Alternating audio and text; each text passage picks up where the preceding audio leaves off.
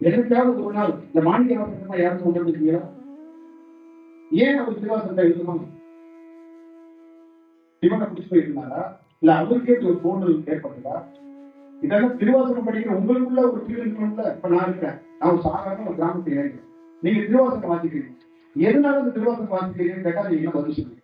அதை சொல்லுங்க.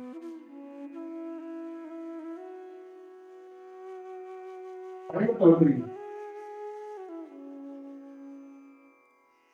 சைவத்தை வளர்க்குறீங்க, இதுதான். அப்ப சைவத்துல கூட என்ன நீதி வந்து சைவம் போகுது? நேர்மையா சைவத்தை வளர்க்கறதுக்கு ட்ரை பண்ணுறோம். நேர்மையா நீங்க இருந்திருக்கீங்களா? முயற்சி பண்றீங்க.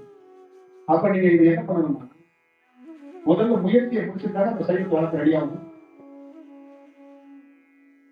அப்ப முயற்சியை நீங்க தீவிரப்படுத்தி முதல்ல நீங்க நேர்மையா இருக்கிறதுக்கு நீங்க தயாரா இல்லை.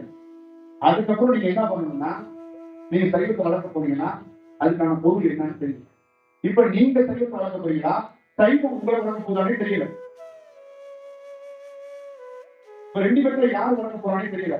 இப்ப ஒரு பொருளை கையில பிடிச்சிருக்கீங்க, அந்த பொருளை நீங்க தான் பிடிச்சிருக்கீங்களா, இல்ல அந்த பொருளே உங்களுக்கு கையில பிடிச்சிருக்கு?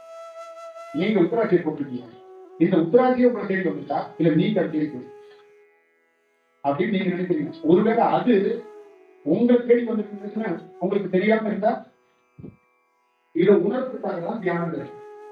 அப்ப ஒரு பொருள் கையில இருக்குன்னா அது உணர்ந்துட்டா இந்த பொருள் எவ்வளவு நாள் இருக்கணும் நமக்கு தெரியும். கடவுள் ஒரு புள்ளைய நம்மகிட்ட கொடுக்குறாங்கன்னா அந்த புள்ள எவ்வளவு நாள் இருக்கணும் ஒரு தாய்க்கோ கஷ்டப்படுக்கோ தெரியும். அப்ப தெரிஞ்சா என்ன ஆகும்? என்ன ஆகும் சொல்லுங்க? துன்பத்திலிருந்து விடுபட்டுவாங்கல்ல. அப்ப எங்க இருக்கு துன்பம்? எங்க இருக்கு? அறியாமையில தான் துன்பம் வந்து சேர்ந்து இருக்கிறது. அப்ப ஒரு மனிதன் எல்லா விஷயத்தையும் என்ன பண்றான்னா, நமக்கு சாதகமாகவே எல்லாமே நடக்கும்னு நினைக்கிறோம். நம்ம இறைவனை வணங்குறோம், நமக்கு கெட்டது நடக்காது அப்படின்னு நினைக்கிறோம். உணர்தல்ங்கிறது வேற. அப்ப உணர்ந்துட்டா ஒரு பொருள் இருப்பதும் அது போவதற்கான காரணத்தை நீங்களே அறிஞ்சிருக்கணும். புரியுதுங்களா? இவ்வளவுதான் விஷயம். அதனுடைய பொருள் அவ்வளவுதான்.